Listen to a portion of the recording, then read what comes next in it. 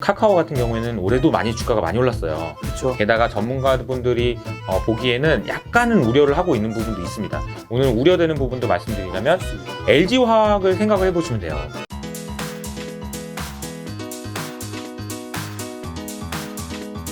알겠습니다. 오늘 이제 뭐 밸류에이션 관련된 네. 이야기 해주시려고 하는데 오늘 이제 제목이 네이버, 카카오를 투자하기 위해서 우리가 꼭 알아야 되는 밸류에이션 방법론인데 네. 우선 그 전에 애널리스트가 된 이후에 단 2개의 종목만 추천하셨다고 제가 예전부터 봤거든요. 아, 네네. 그게 이제 네이버랑 카카오였잖아요. 네네. 일단 애널리스트는 언제부터 활동하신 거죠? 작년 이제 3월 달에 첫 보고서가 나왔죠. 네. 네. 그전에는 이제 펀드 매니저나 다른 활동을 하셨던 거죠? 그렇죠. 이제 헤지펀드 운용을 했었고, 네. 4년 정도 했었고, 그 전에도 이제 뭐 은행이랑 보험사에서 그렇죠. 이제 운용 관련된 일을 하다가 네. 애널리스트는 된 지 이제 딱 1년 반 정도 된 거예요. 아. 네, 얼마 안 됐어요. 아. 네. 근데 그때 네이버랑 카카오를 강력하게 추천하신 이유는 뭔데? 근데 그때 그 전부터 저는 네. 운용할 때부터 네이버 카카오를 너무 좋아했었고, 어. 그래서 제가 이제 보통 보면은 좋아하는 회사들 이제 탐방을 많이 가잖아요. 네네. 그래서 제가 이제 매니저를 그만두니까 한 10여 년 동안 했던 매니저 생활을 그만둔다고 생각하니까 좀 뭔가 아쉽고, 좀 더 잘할 수 있었는데, 그러니까 뭐 진짜 잘했으면은 그만뒀겠어요. 조금 이제 아쉬우니까 이제 그만둔 거지. 네. 솔직히 말해서. 이제 어떤 분이 그런 얘기 하시더라고요. 아니, 저 운영도 못 해가지고 애널리스트 한 거냐? 맞습니다. 솔직히. 맞아요. 근데 이제 뭐 되게 잘하진 않았죠. 근데 뭐 그렇다고 엄청 못한 건 아니지만 네. 아쉬운 마음에 마지막으로 갔던 회사가 네이버랑 카카오였어요. 그날, 마지막 날. 그 정도로 저는 네이버 카카오에 대해서 그 전부터 굉장히 좋아했었고, 네.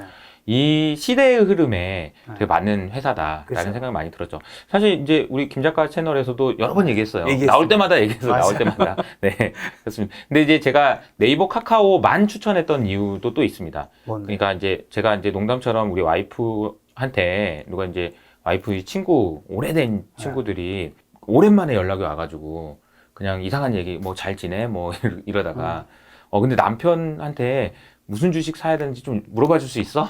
이런 얘기를 한다고 자주 연락이 들었거든요. 네네. 근데 이제 저는 이제 그럴 때마다 네이버 카카오만 얘기하면 돼. 이렇게 얘기했었어요.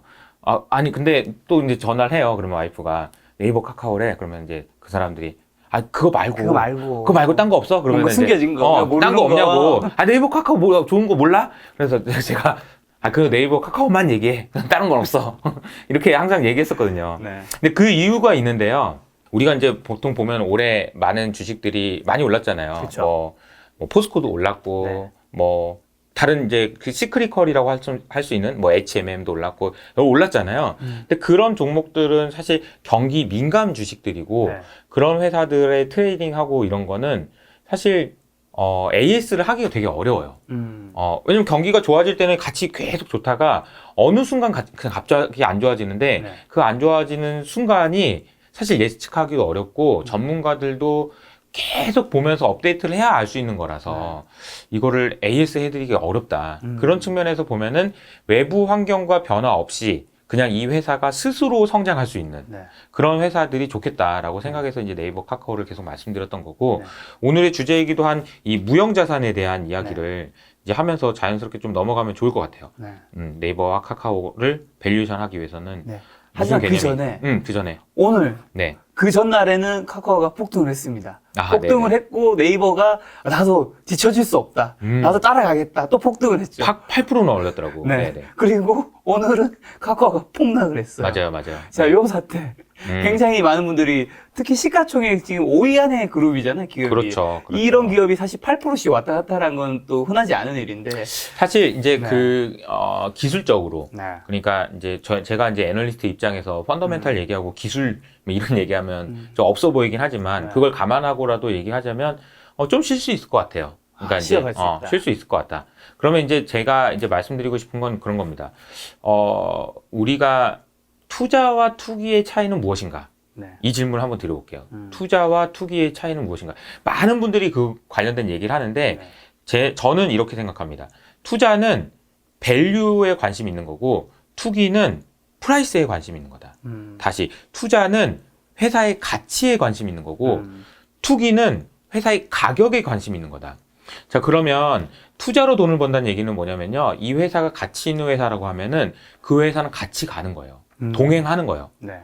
카카오나 네이버 같은 회사가 지금 말고 5년 후, 3년 후, 5년 후가 되더라도 네.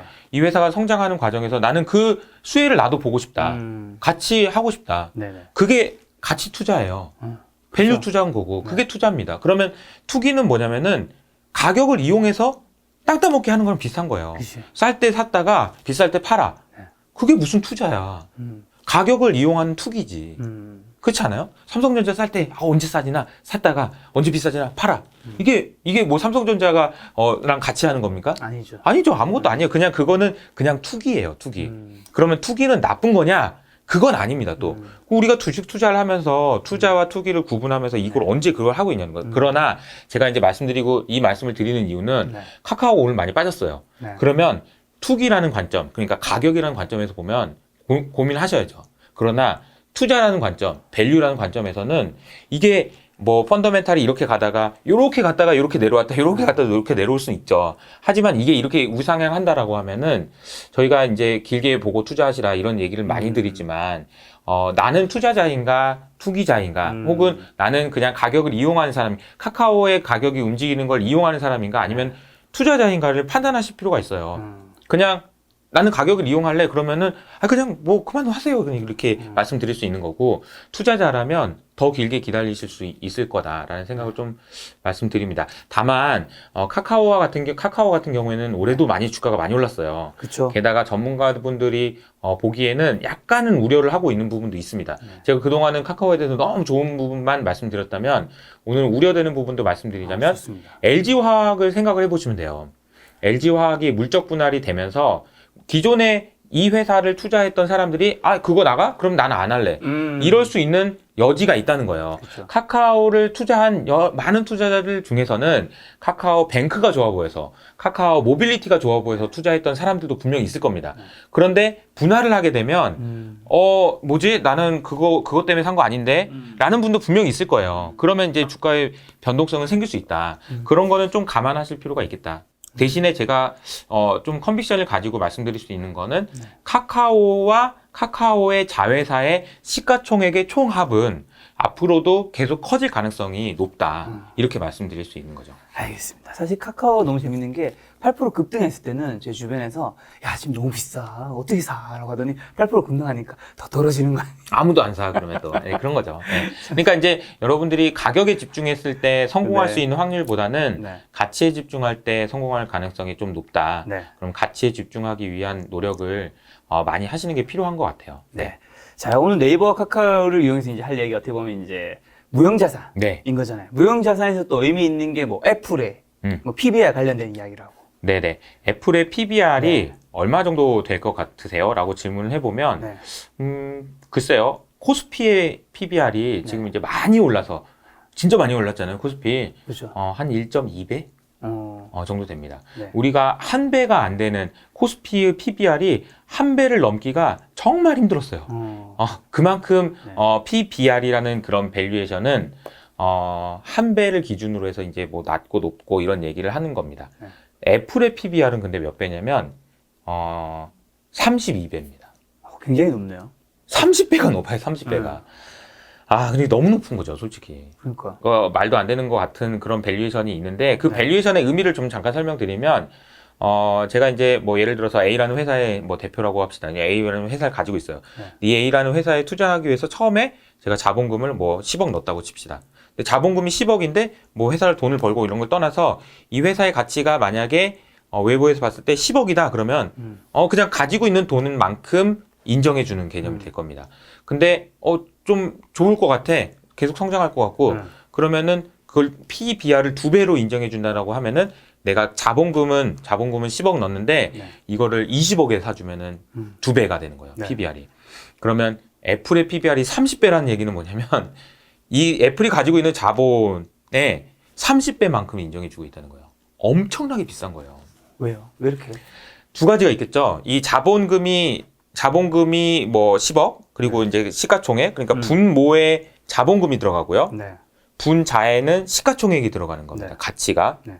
그러면 이 값이 올라가기 위해서는 둘 중에 하나일 겁니다. 얘가 낮아지거나 얘가 커지거나. 높아지거나 둘 중에 하나입니다. 제가 보기에는 얘가 너무 높다. 그래서 30배가 잘못됐다라고 얘기한다는 얘기는 시가총액이 너무 높아. 애플 2조 달러나 되는 거 아니야? 라고 얘기하는 건데, 그거는 아니라고 치고, 왜냐면 어차피 전 세계에서 제일 큰 회사예요. 근데 그 밸류에이션 잘못됐다고 얘기하는 거는 그럼 주식시장이 아예 잘못됐으니까 나 안 할래 이러는 거랑 똑같은 거예요. 그러니까 그건 아니라고 치고 그럼 분모가 잘못되어 있는 거 아니냐는 거죠. 분모라는 것은 뭐냐면 아까 자본이라고 얘기했죠. 우리가 이거는 약간 좀 어려운 개념이지만 여러분들이 좀 아셨으면 좋겠기 때문에 제가 설명을 좀 드리면 그 회사의 상태를 말해주는 거를 재무 상태표라고 얘기합니다. 네. 이 재무 상태표에는 뭐가 있냐면요. 내가 가지고 있는 게 이쪽에다 써놔요. 내가 가지고 있는 거. 차 있고, 집 있고, 뭐 있고, 뭐 있어요. 좋은 사람들은 뭐, 건물도 있고, 뭣도 있고, 예금도 있고, 주식도 있고, 다 여기 있는 거예요. 내가 가지고 있는 거, 이쪽에 넣고, 이쪽 사이드에다가는 뭘 넣냐면은, 너 그거 뭘로 산 거야?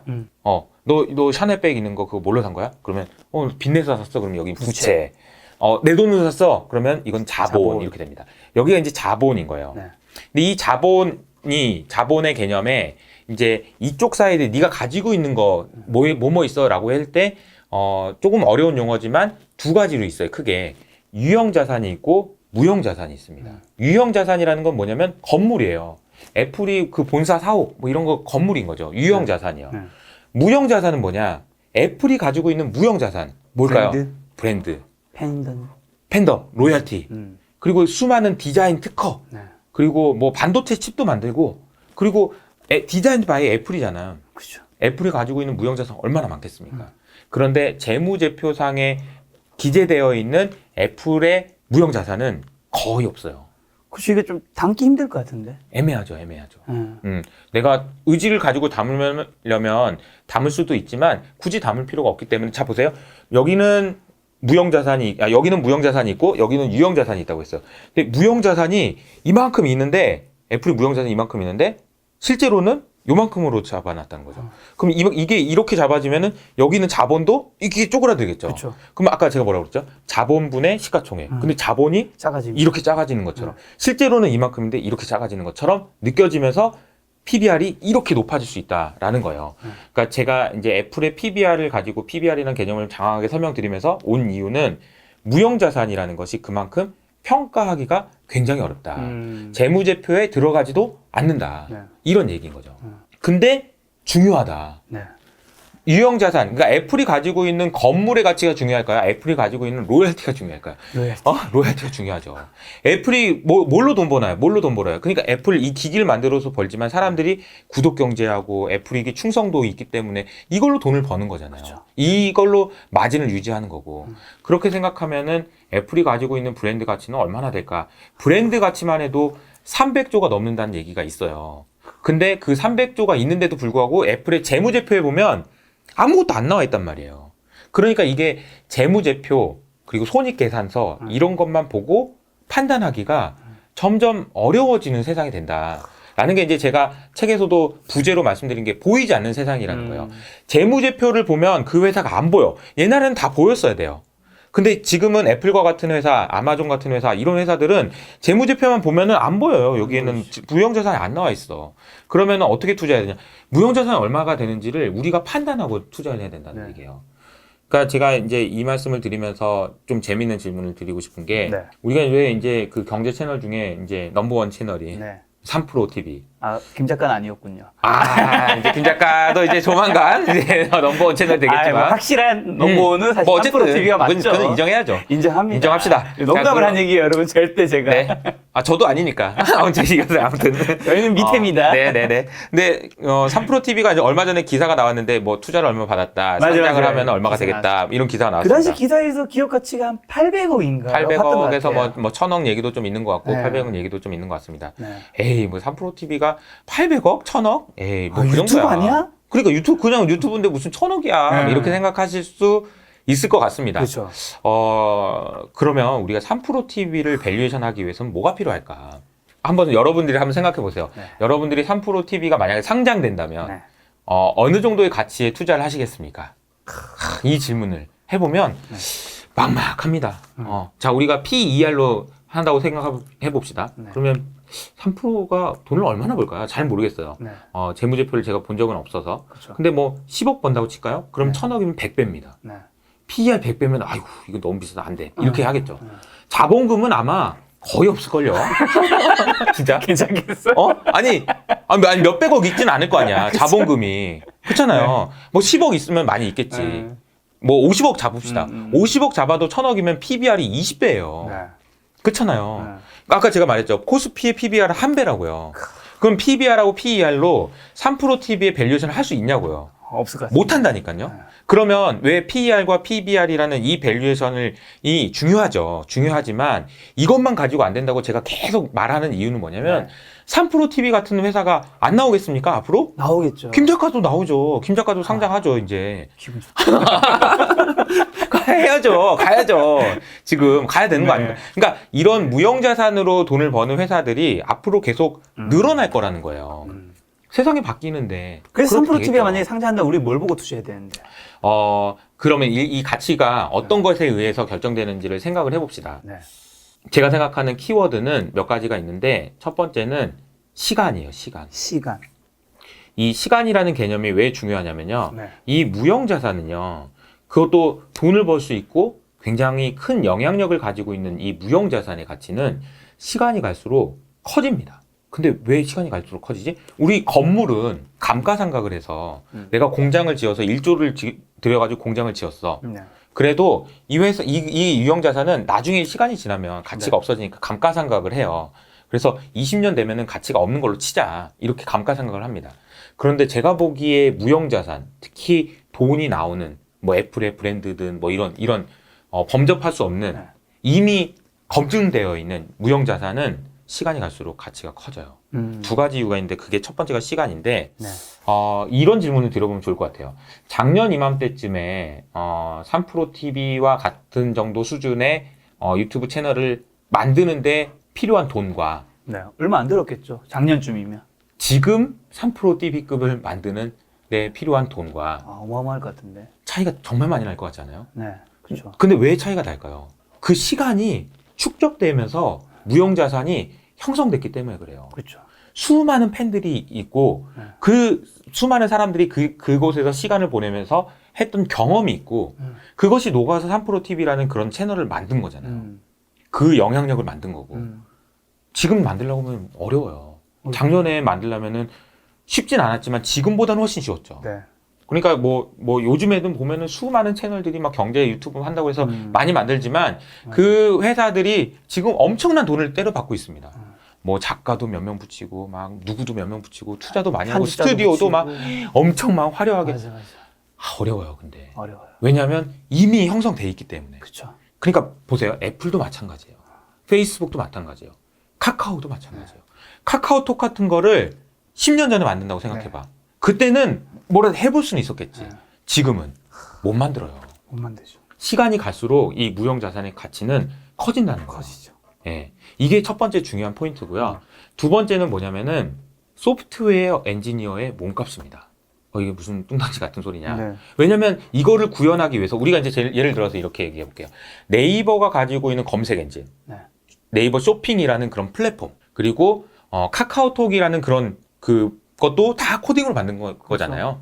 코딩을 해가지고 만든 그 소스 코드를 다시 만들기 위해서는 소프트웨어 엔지니어들이 또 다시 와가지고 처음 만든다고 생각해봐요. 돈이 얼마나 많이 드나. 그거는 소프트웨어 엔지니어의 몸값에 따라서 결정됩니다. 근데 이 몸값을 보면요, 글로벌 빅테크 애들의 그 몸값을 제가 이제 작년 초에 이제 처음으로 냈던 보고서에 이제 제가 썼던 내용인데, 리프트라고 해가지고 우버의 대형이 되는 그런 회사가 있습니다. 그 회사의, 대졸 초임이 2.8억이더라고요. 2.8억. 네, 초임이. 그리고, 소위 말하는 잘한다라는 그런 그 슈퍼 개발자들. 네.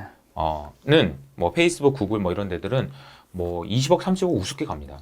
지금도 계속 올라가고 있어요. 그리고 그렇죠. 계속 올라가고 있죠. 제가 옛날에 클럽하우스를 통해서 실리콘밸리에서 이제 개발하시고 막 이런 분들하고도 얘기할 기회가 있었는데 제가 혀를 내둘렀습니다. 너무 똑똑해요. 정말 세상을 보고 보는 방향이 진짜 다르고 너무 대단하신 분들이에요. 그분들의 연봉은 뭐 많이 받으시는 거예요. 엄청나겠죠. 몇십억씩 받는 것 같아요. 근데 그게 왜 그러냐? 왜 그렇게, 야, 나는 연봉 이런데 그 사람들은 뭐라고 그렇게 받냐? 수급 논리입니다, 이것도. 그쵸? 똑같이요. 그쵸. 제가 이제, 뭐, 여러 번 말씀드린 거니까, 포항에 있는 공대를 나왔습니다. 그냥 포함 네. 공대하면 되는 거 아니에요? 포항에 있는 공대를 나왔는데, 제가 이제 석사까지 해가지고 대학원 과정에 다니는 동안에 옆에 있던 그 대학원 그 연구실에 있었던 같이 있던 형이 공부를 잘하셨어요. 그래가지고 박사 하시고 이제 포항공대 교수로 계세요. 아, 교수. 제가 2년 전에 포항에 한번 놀러 간 적이 있습니다. 그래가지고 이제 호프집에 가가지고 맥주 한잔 하면서 뭐 요새 형 어때? 잘 지내요? 뭐 이러면서 이제 얘기하는데 그 형이 저한테 그러더라고요. 야, 효석아, 나 힘들어 죽겠어. 그러더라고요. 요즘 사람들이 다 힘들어 죽겠어. 어쨌든. 다 힘들어. 다 힘들어. 근데 그 형이 얘기했던 게 아직도 기억이 나요. 야, 나보고, 다음 학기부터 AI 강의하라고 그러는데, 나 AI 하나도 모르는데 어떡하냐. 하나도 모르는데 어떻게 가르쳐요? 그게 현실이에요. 포항공대에서도 그런 현실이 있다는 거예요. 아니, 그러니까 이게 무슨 얘기냐면, 그 수요와 공급이라는 측면에서 AI 개발자가 얼마나 부족한지를 단적으로 보여주는 얘기인 거예요. AI 개발자, 그리고 소프트웨어 엔지니어들이 네. 얼마나 부족한지. 지금이 진짜 부족해요. 진짜 부족합니다. 너무. 그렇죠. 맞아요. 근데 보세요. 작년, 그러니까 이게 1970년대, 네. 70년대, 여의도의 항공사진 보신 적 있어요? 1970년대 후반에 여의도의 항공사진 보면은 그 국회의사당 딱 하나 있고, 국회의사당 그 뚜껑 있잖아. 그 타일처럼 아직 그 다 씌워지지도 않은 그 사진이 있어요. 그리고 국회의사당을 제외한 나머지는 전부 다 땅이에요, 땅. 약간 여의도. 논밭 같은. 땅, 그냥 땅. 그 옛날에 활주로가 있었던 곳이니까. 그리고 1970년대에 압구정 현대 아파트 사진이 또 있어요. 그 사진은 뭐냐면은 압구정 현대 아파트가 뒤에 있어요. 근데 앞에 어떤 분이 밭을 갈고 있어. 사진 찾으면 띄워놓을게요. 있어요. 그 찾아보면 있어요. 네. 그러니까 이제 그걸 보면서 이제 많은 분들이 저분은 저 땅을 파셨을까? 근데 뭐 팔았어요. 알아보니까 파셨다고 하더라고요. 어쨌든 근데 그때 이제 농사를 질 정도로. 그러니까 그 그림을 보면서 여러분들이 생각하셔야 되는 건 뭐냐면은 저거를 샀으면 저 땅을 샀으면. 그치. 그러니까 그때는 땅을 사고 개발하는 사람들이 부족해가지고 네. 인부들 그리고 아파트를 지어야 되니까 그 노동자들의 몸값이 계속 올라가요. 필요하니까 사람들이 뭔가를 지어야 되니까. 근데 지금은 제가 계속 말씀드리는 것처럼 보이지 않는 곳에서 계속 뭔가가 지어지고 있는 거예요. 안 보여요. 지금 뭐 코딩하는 거 안 보이잖아. 우리가 눈에는 안 보이잖아. 건물이 올라가는 건 아니니까. 하지만 메타버스 공간이라는 곳에다가 짓고 있는 거예요. 이게 소프트웨어들이, 엔지니어들이 계속 짓고 있는 거예요. 근데 그걸 짓기 위해서는 뭐가 필요합니까? 소프트웨어 엔지니어가 필요해요. 수없이 많은 소프트웨어 엔지니어들이 앞으로도 필요합니다. 그러나 공급은 아까 제가 단적인 예로 말씀드렸지만 여전히 제한적이다. 그러니까 소프트웨어 엔지니어들의 몸값은 올라갈 겁니다. 근데 또 이런 말씀 드리면 또 이런 생각 하시는 분도 있을 것 같아요. 야, 나도 소프트웨어 엔지니어인데 나는 몸값 안 올라갔는데 죄송하지만 그분은 슈퍼 개발자는 아닌 거예요. 개발자들은 제가 알기로는 이래요. 제일 잘하는 사람을 1등부터 10등까지 이렇게 하면 이렇게 될 거 아닙니까? 이렇게 그쵸. 성과가. 네. 근데 1등 하는 애들끼리 또 모아가지고 이렇게 하면 또 이렇게 되고요. 그 1등 하는 애들끼리 또 모아놓으면 또 약간 이렇게 돼요. 파레토 업체 같은. 네. 그러니까 진짜 잘하는 사람은 진짜 잘하는 사람들끼리 모아놔도 진짜 잘하는 사람 또 잘해요. 그러니까 그 정도로 코딩은 저도 이제 해봤지만 저는 잘 못해가지고 네. 근데 진짜 잘하는 사람은 너무 잘해요. 그런 사람들은 계속 인정을 받는 것 같고 단순히 코딩을 하는 것도 중요하지만 코딩을 하기 위해서는 뭔가 그림을 그려야 되잖아요. 기획을 하고 그런 것까지 하고 사람들 관리하고 이런 건 이제 프로젝트 매니저라고 하는데 그런 사람들의 몸값은 잘하는 사람 특히나 뭔가를 새로운 거를 만들어내는 사람 그런 사람들의 몸값은 계속 올라간다. 이게 사실 무형자산의 가치가 올라가는 두 가지 키워드인 것 같아요. 시간과 소프트웨어 엔지니어. 그렇죠. 예. 그게 이제 중요한 포인트인 것 같습니다. 그리고 앞으로도 이 세상은 이제 메타버스 공간으로 간다. 네. 그리고 점점 더 온라인화 돼 간다. 이런 얘기 많이 하잖아요. 더 그럴 수밖에 없어요. 왜 그런지도 생각을 해보면 저희 이제 채널에서 이제 뭐 실시간 스트리밍을 한다든지 네. 라이브를 한다든지 그랬을 때 몇만 명이 들을 수 있잖아요. 그렇죠. 근데 몇만 명이 라이브로 모인다고 생각해봐요. 답답하죠. 상암 운동장을 빌려야 되나부터 시작해서 입장권을 어떻게 해야 되나 답답하죠. 한숨이 나오죠. 그렇네. 근데 온라인에서 유튜브에다 틀어놔서 라이브에서 방송에서 듣는다. 맞아요. 너무 좋은 거잖아요. 저는 전에 그냥 휴대폰 한번 켜고 라이브를 했는데 왜 제 반명이 들어온 거예요. 그러니까. 그냥 휴대폰 하나. 딸랑 그거 하나 있고 효율성이라는 측면에서 보면 압도적인 거예요. 그러면 돈을 어디다 넣는 게 효율적이냐? 당연히 여기다 넣는 게 아니고 여기다 투자해야죠. 여기가 효율적인데 효율적인 곳에다 돈을 넣어야 이게 돈이 나올 거 아닙니까? 그러면 앞으로 돈은 여러분 어디로 갈까요? 무형자산으로 갈까요? 유형자산으로 갈까요? 무형. 당연히 무형자산으로 가는 거예요. 당연히. 네. 그거는 억지로 유형자산에 투자해. 야, 니네들 이렇게 해가지고 뭐 그렇게 하는 돈 아니면 저 같으면 당연히. 그래서 제가 이제 VC 투자하고 이런 데 가보면 네. 아니 저기 이거 핸드폰으로 뭘 만들어 앱을 만들어서 뭘 하겠습니다 이러면은 아 그래요? 내가 투자를 해줄까 이러는데 제가 어떤 공장을 만들어서 뭘 만들 수 있는 기술이 있습니다 그러면 글쎄요 이런단 말이에요. 예. 그게 잘못된 거야라고 생각하시지 마시고 왜 그런지를 생각해 보시면 어떤 게 더 그렇죠. 갈까요? 라고 생각해 보면 창업계에서는 어플 만들려고 하면 그렇게 네. 투자를 잘 받는다고. 맞아요. 맞습니다. 네. 그러니까 이제 그 이유도 여러 가지가 있는데 저는 이게 분권화라고 생각해요. 분권화. 네. 이 시대를 정의할 수 있는 여러 가지 얘기들이 있는데 네. 그 중에 하나가 저는 분권화라고 생각합니다. 영어로는 decentralize예요. 네. 그 중앙화, 탈중앙화, 불권화 이런 얘기인 거죠. 그러니까 제가 이제 유튜브 얘기를 많이 하는 이유도 사실 저도 유튜브를 해보니까 유튜브에 대한 관심이 많아지고 그래요. 이제 경제 채널 굉장히 많은데 이 경제 채널이 많은 것에서 이게 계속 될 수 있는 이유가 뭘까? 그러면 사실 기존에 있었던 그런 방송국들이 가지고 있었던 수많은 헤게머니 내지는 수많은 이권 이런 것들이 아주 자연스럽게 네. 분산되고 있는 과정이라고 저는 봐요. 근데 이게 앞으로도 더 될까요? 멈출까요? 더 되겠죠. 당연히 더 됩니다. 왜냐하면 분권화 됐을 때 우리 김작가 TV에서는 사실 그 부담이 없어요, 사실. 왜요? 아니 임금 줄 사람 별로 없잖아. 그렇죠. 건물이 따로 있어요? 아니면 뭐가 있어요? 되게 가볍잖아요. 아까 말씀하신 대로 뭐 라이브 하는데 그냥 핸드폰을 하나만 해도 되잖아. 그렇죠. 방송국 가면요, 뭐 난리. 유튜브 하는데 막 카메라 뭐 네다섯 대 앞 사람 10명씩 있더라고. 오버캡하지, 오버캡하. 핸드폰 하나만 되는데 비용 측면에서 이길 수가 없는 거예요. 이길 수가 없는 그쵸, 거예요. 그쵸. 만약에 유튜브 채널을 통해서 대학을 만든다고 생각해 보세요. 이 비교를 해봅시다. 어디 뭐 스카이 대학교. 네. 스카이 대학교를 만들기 위해서 필요한 게 뭐예요? 땅, 건물, 교수님들. 교수님 실, 연구실 등등 이거 수많은 거. 근데 유튜브에서 만든다고 생각해봐요. 뭐가 필요해요? 줌? 필요가 없어. 비용이 너무 차이가 나는 거야. 그쵸. 그러면 어떻게 되냐면 아니 교수님들한테 뭐하러 강의실 주라고 땅 주고 합니까? 부동산 필요 없이 그냥 돈을 줘버리면 되잖아. 그냥. 그러면 훨씬 더 높은 수준에 있는 사람들을 데려올 수 있겠죠. 그렇죠. 그러면 유튜브로 대학을 만든다고 생각하면 여기가 좋을까요? 여기가 좋을까요? 당연히 여기가 좋겠죠. 네. 그러면 여러분들 그냥 주식 말고 진짜 사업을 한다고 생각하고 투자를 한다고 생각해 보면 공장이 있는 회사에 투자할 거예요? 이거에 투자할 거예요? 당연히 저는 이쪽입니다. 그러면 우리나라에서 무형 자산으로 실제로 돈을 버는 것이 확인이 되고 이게 진짜 좋은 무형 자산을 가지고 있구나. 야, 얘네들 진짜 대단하다. 이런 회사들이 몇 개나 있냐. 저는 네이버, 카카오가 가장 압도적이라고 생각하는 거예요. 그래서 이제 네이버, 카카오를 2년 전부터 그렇게 강하게 추천드릴 수 있었던 이유는 이 시대의 흐름이 무형자산이 중요해지는 시대로 가고 있기 때문입니다. 근데 사실 이제 작년에는 코로나 때문에 더 심화됐던 경향이 있고 올해는 뭐 금리가 올라 경제가 회복돼 그러면서 사람들의 눈이 분산됩니다. 경제가 회복되니까 다른 애들도 좋아 보이죠. 그렇죠. 다른 애들도 좋아 보이니까 얘네들이 그냥 뭐야 이거 무형자산 시대 끝난 거 아니야? 유형자산 시대 절대 그렇지 않습니다. 네. 그냥 냉정하게 생각해 보세요, 여러분들이. 그러니까 뭐 여러분들이 돈이 많아가지고 100억 있어요. 그래서 투자를 할 거야. 공장을 짓겠어요? 아니면은 유튜브를 만들겠어요?